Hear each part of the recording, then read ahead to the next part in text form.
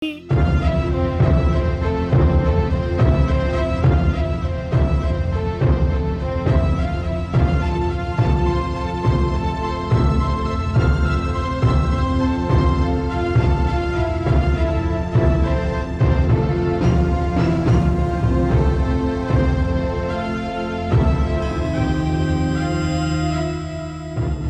দেবরাজ। প্রণাম অগ্নিদেব। কি ব্যাপার দেবরাজ, আপনি খুব চিন্তিত দেখাচ্ছেন। হ্যাঁ অগ্নিদেব, অত্যন্তই অশুভ খবর আছে। আমাদের দেবতাদের ভবিষ্যৎ এখন অন্ধকারে। মনে হয় আর আমরা দেবলোক ফিরে যেতে পারবো না। এমন কি ঘটে গেল দেবরাজ? সর্বনাশ হয়ে গেছে অগ্নিদেব, সর্বনাশ। তারকাসুর শক্তি ভবন থেকে মাতা পার্বতীর পুত্রকে তুলে নিয়ে গেছে। কি? হ্যাঁ অগ্নিদেব, আর যতদূর অনুমান হয় সে ওই দুগ্ধপোষ্য শিশুর হত্যা করে দিয়েছে। দেবরাজ, এই ঘটনা কবে ঘটেছে? একাদশীর দিনে। একাদশীর দিনে? সেই বালকটাকেও আমি একাদশীর দিনে পেয়েছিলাম দেবরাজ। অগ্নিদেব, আপনি কোন বালকের কথা বলছেন? আমি সেই বালকের কথা বলছি দেবরাজ, যাকে সেই দিনই কেউ হিমালয়ের চূড়া থেকে ফেলে দিয়েছিল, আর সেই বালক আমার কোলে এসে পড়লো। আচ্ছা। হ্যাঁ দেবরাজ, আমি তো ভেবেছিলাম তাকে তার নিষ্ঠুর মা ত্যাগ করে দিয়েছে, আর আমার তো সেই সময়টা মনে আছে দেবরাজ। অগ্নিদেব, অগ্নিদেব, কি শুভ সংবাদটা দিলেন আপনি! যদি আপনার কাছে আসা বালক মাতা পার্বতীর পুত্র হয়, তাহলে জেনে রাখুন দেবতাদের ভাগ্য খুলে গেল। দেবী পরমেশ্বরী আমাদের কথা শুনে নিয়েছেন। অগ্নিদেব, কোথায় আছে সেই বালক? দেবরাজ, তাকে তো আমি দেবী গঙ্গার কাছে দিয়ে দিয়েছি। দেবী গঙ্গা কোথায় আছেন অগ্নিদেব? ওনার তো কৈলাসে যাওয়ার কথা ছিল, উনি হিমালয়ে বিচরণ করছিলেন। উনি তো তপস্বিনী দেবরাজ, কি ভরসা ওনার, কবে উনি কৈলাসে যাবেন? না না অগ্নিদেব, আপনি শীঘ্রই আমার সাথে চলুন, আমরা দেবী গঙ্গাকে খুঁজে বার করি। চলুন দেবরাজ। আসুন।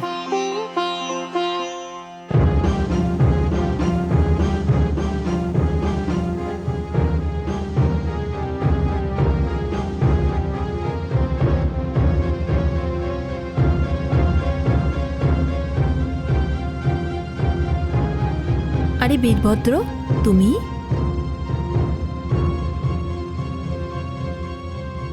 প্রণাম গঙ্গা। প্রণাম। কি ব্যাপার, তুমি এত উদাস কেন? কৈলাসে সব কুশল মঙ্গল তো? এই সময় তো তোমার কৈলাসে হওয়ার কথা। আপনি সত্য বলছেন দেবী, এই সময় আমার তো কৈলাসেই থাকার কথা। কিন্তু দেবী পরমেশ্বরী আমাদের মাতার সাথে বড়ই অন্যায় করেছেন। অন্যায়? কিরকম অন্যায়? আমি কি বলি, বলতে গিয়ে লজ্জার আমার মাথা হেত হয়ে যাচ্ছে। এমন সর্বনাশ হয়েছে, শব্দে যা বর্ণনা করা যায় না। কি এমন হয়েছে বীরভদ্র? আমরা সবাইকে থাকতে অসুর তারকাসুর কৈলাসে এসে মাতার নবজাত শিশুকে তুলে নিয়ে গেছে। কি? আমার বোন পার্বতী এক পুত্রের জন্ম দিয়েছে? হ্যাঁ, কিন্তু এই সময় কৈলাসের পরিস্থিতি এরকম যেন সেইখানে কারোর মৃত্যু হয়ে গেছে। আমাদের সেই ছোট অতিথির অপহরণ হয়ে গেছে। সে নিজেই না জানে কি অবস্থায় আছে। না, এ হতে পারে না। এ আপনি কি বলছেন? আপনি এই মুহূর্তে আমার সাথে কৈলাসে চলুন, চলুন।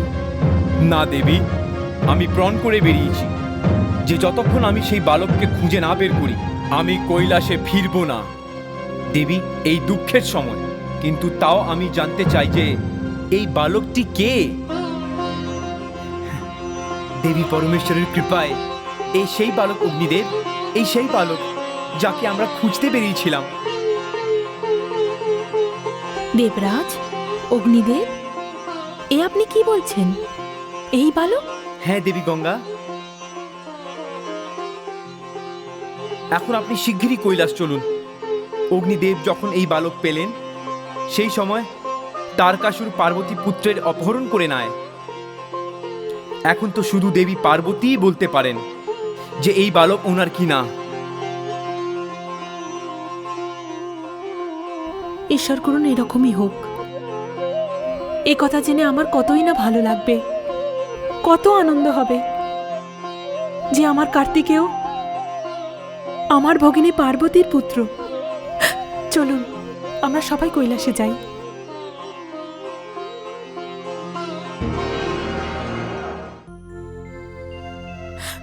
মহাদেবী, যতক্ষণ আমাদের সমস্ত লোক ফিরে না আসে আপনার কোনো সিদ্ধান্তে আসা উচিত হবে না। না স্বামী, আমি যা সিদ্ধান্ত নিয়েছি তা সর্বদা উচিত। আমার সাথে যে অন্যায় হয়েছে তাতে সকলের দোষ আছে। আমার প্রারব্ধের রচনা করেই ব্রহ্মাদেব। এই সমস্ত দেবতা, ওনারা তো নিজেদের 5 বিশেষ দেবতা পাঠিয়েছিলেন আমার সুরক্ষার জন্য। আমার সুরক্ষা তো হয়ে গেল, কিন্তু আমার পুত্রর সুরক্ষা হলো না। ওকে কেড়ে নেওয়া হলো।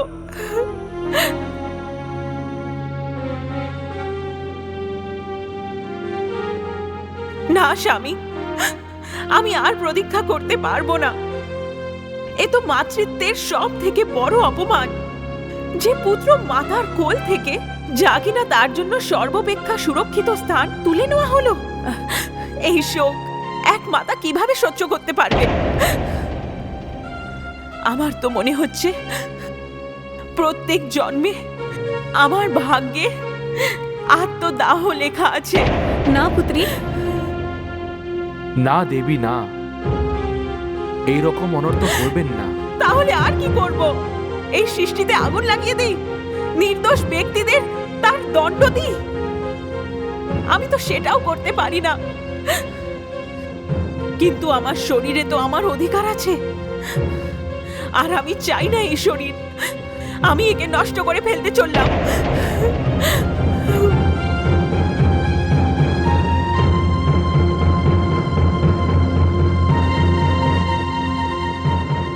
ওম হিং ওম ক্লিং ওম হিং ওম ক্লিং ওম হিং ওম। না পুত্রী, এমনি করো না।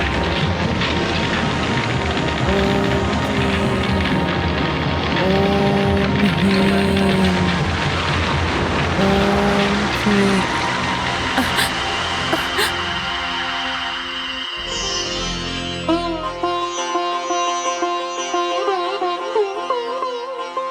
এ তুমি কি করতে যাচ্ছিলে পার্বতী? দিদি, এটা তুমি কি করলে? কি করলাম? তোমার পুত্রের জন্মের খবর পেয়ে আমি এখানে দৌড়ে চলে এলাম তোমার জন্য এই উপহার নিয়ে। দিদি, আমার উপহাস করো না। যখন পুত্রই রইল না, তখন উপহার কিসে? আগে এই উপহারটা নিয়েই দেখো তো। নাও। পুত্র, দিদি,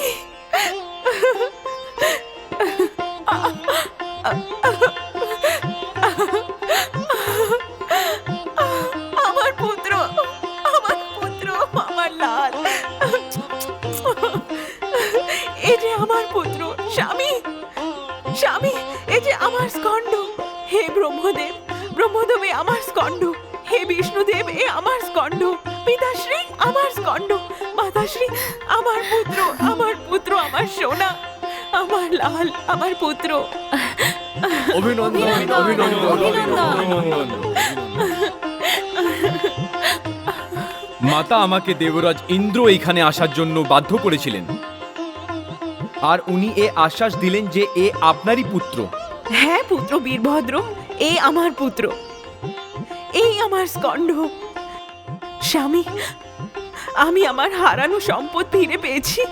দেবী, আপনার প্রসন্নতাতেই আমার প্রসন্নতা। আজ কৈলাসে উৎসব হবে, মহা উৎসব হবে।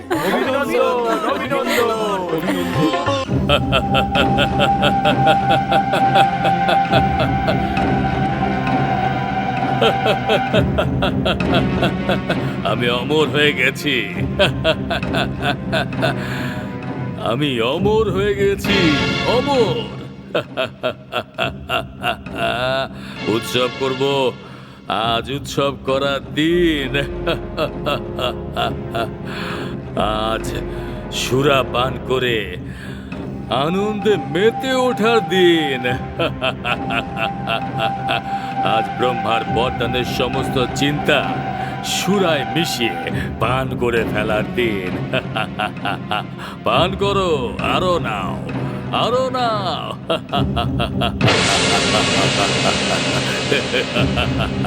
অসুর সম্রাট তারকাসুরের জয় হোক।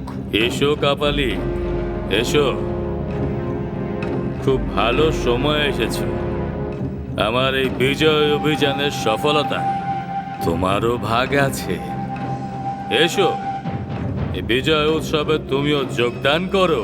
না মহারাজ, এই উৎসব পালন করার সময় নয়, শোক পালন করার সময়। কাপালিক, আজ আমার কাল চিরকালের মতো সমাপ্ত হয়ে গেছে, আর তুমি উৎসবের স্থানে শোক পালন করার কথা বলছো। কি হয়ে গেছে তোমার কাপালিক? ক্ষমা করবেন মহারাজ, কে বলেছে যে আপনার কাল শেষ হয়ে গেছে? সে তো বেঁচে আছে।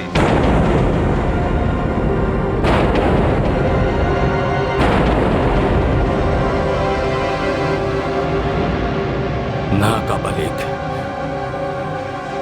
এ সম্ভব নয়। এ কি করে হতে পারে কাপালিক? না। হ্যাঁ মহারাজ, দুর্ভাগ্যবশত সে বেঁচে আছে আর পুরনো রূপে সুরক্ষিত আছে। আর মহারাজ, হর্ষ উল্লাস তো কৈলাসে হচ্ছে। কৈলাসের সমস্ত দেবতারা কার্তিকের জীবিত থাকার উৎসব ভীষণভাবে পালন করছে মহারাজ। এ কি করে হতে পারে? হ্যাঁ মহারাজ, আমি নিজের চোখে সমস্ত দেবতাদের মাঝখানে পার্বতীর কোলে হাসতে খেলতে আমি নিজে থেকে নিজের চোখে দেখে এসেছি মহারাজ। তুমি চুপ করো। এই রঙ্গভূমে আমি কাউকে দেখতে চাই না। যাও, চলে যাও ওখান থেকে। আমি একাই থাকতে চাই। কাপালিক, ক্ষমা করবেন মহারাজ, আমি এই রঙ্গে ভাঙন ধরতে চাইছিলাম না মহারাজ। ভালো হতো স্বামী যদি আপনার কাল আপনারই হাতে শেষ হয়ে গিয়ে থাকতো। কাপালিক, ব্যাপারটা আমি বুঝতে পারছি না যে ওই বালক বাঁচলো কিভাবে, ওর সুরক্ষা কিভাবে হয়ে গেল। মহারাজ, ওই বালক বেশ উঁচু থেকে পড়েছিল ঠিকই, কিন্তু অগ্নিদেবের কোলে এসে পড়েছিল। হ্যাঁ কাপালিক, আমি ওকে হিমালয়ের উচ্চতা থেকে নিচে ফেলে দিয়েছিলাম। শুধু একটাই ভুল হয়ে গেছিল আমার। যদি আমি ওর বধ করে ওকে নিচে ফেলে দিতাম, তাহলে এই সময় তুমি আমাদের সাথে সুরা পান করতে, এখানে উৎসব পালন করা হতো। কিন্তু এখনো সব শেষ হয়ে যায়নি। আমার জীবন আর ব্রহ্মার বরদানে পাওয়া আমার মৃত্যুর মাঝে এখনো কিছু সময় বাকি আছে। তারকাসুর এত শীঘ্রই হার মেনে নেবে না। এবার আমি যে প্রয়াস করব সেটা শেষ হবে, নির্ণায়ক হবে। হে দেবেশ্বর, হে ভোলেনাথ, আমরা সকলে দেবতারা মিলে এই সিদ্ধান্ত নিয়েছি যে যতদিন এই স্কন্দ 7 মাসের না হয়ে যাচ্ছে, ততদিন আমরা সবাই এইখানেই এই বালকের রক্ষার দিনরাত জেগে কৈলাসে নিজেদের সময় কাটিয়ে দেব। স্বামী, ছল নিজের খেল খেলে নিয়েছে। এখন ওই কূট তারকাসুরকে এমন কোনো সুযোগ দেওয়া হবে না যাতে সে নিজের দুষ্টতার পুনরায় প্রয়োগ করতে পারে। আমি ও আমার সাথী সমস্ত গণে আর এই ভবনের মাতার ও কুমার কার্তিকের রক্ষা করব। হে দেবরাজ, বীরভদ্র, আমি আপনাদের প্রতি কৃতজ্ঞ। আপনার সুরক্ষার যা আশ্বাস দিয়েছেন আমি জানি। এখন তারকাসুর আমাদের স্কন্দের কোনো ক্ষতি করতে পারবে না। মহাদেবী, এইবারে নিশ্চিন্ত হয়ে যান। না স্বামী, এখন আমি এই সুযোগ আর কাউকে দেব না। এবার নিজের পুত্রের রক্ষা আমি স্বয়ং করব। হে স্বামী, আজ অবধি আপনার শক্তির প্রয়োগ করেনি, কিন্তু এবার শক্তির প্রয়োগ হবে। এখন যেই এই বালকের নিকটে আসবে, যেই এই বালকের প্রতি কুদৃষ্টি প্রয়োগ করবে, তাকে ভয়ঙ্কর পরিণাম ভুগতে হবে। আমার স্কন্দের সুরক্ষার জন্য এইবার আমি আমার সমস্ত শক্তিকে প্রয়োগ করব। মায়ার জবাব মায়া দিয়ে দেব।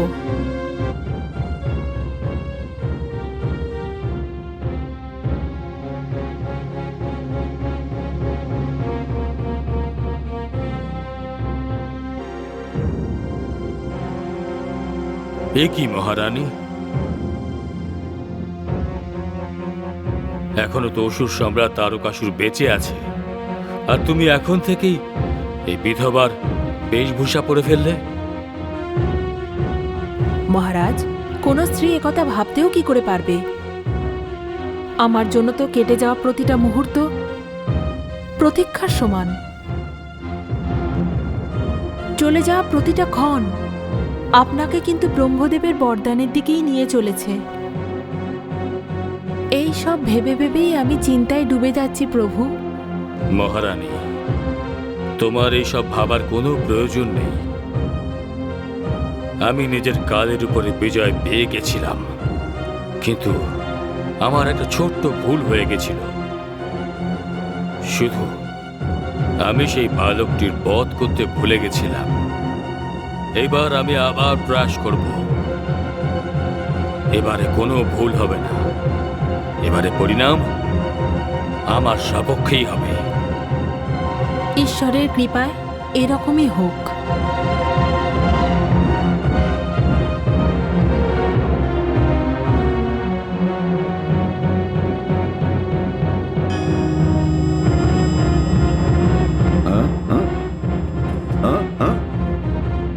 মহারাজ,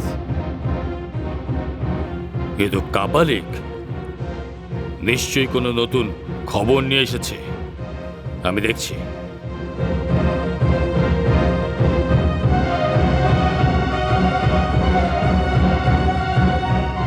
কাপালিক, বলো কি খবর এনেছো? মহারাজ, এমন শুভ সংবাদ নিয়ে এসেছি, যদি আপনি শোনেন তাহলে নিশ্চয়ই আপনি আমাকে কোনো বড় পুরস্কার দেবেন। বলো কাপালিক, আজকাল কোনো ভালো খবর শোনার জন্য আমি অধীর হয়ে আছি। মহারাজ, কৈলাসে তো চারিদিকে শান্তি আর শান্তি।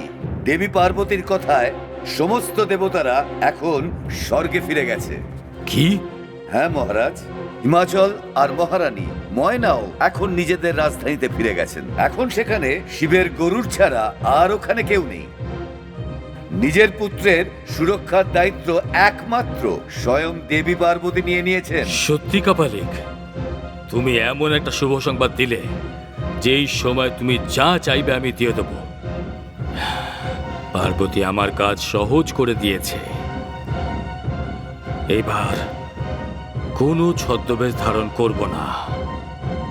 এইবার আমি বাতাসের একটা ঝাপটা হয়ে যাব, আর নিজের ঝুলিতে বালককে তুলে নিয়ে গিয়ে কৈলাস থেকে বেরিয়ে তাকে বধ করে ফেলবো। আর এখানে এসে তার সব তোমাকে দিয়ে দেব অন্তিম সংস্কারের জন্য। বেশ মহারাজ। আমি ফিরে আসতেই তুমি তোমার পুরস্কার পেয়ে যাবে।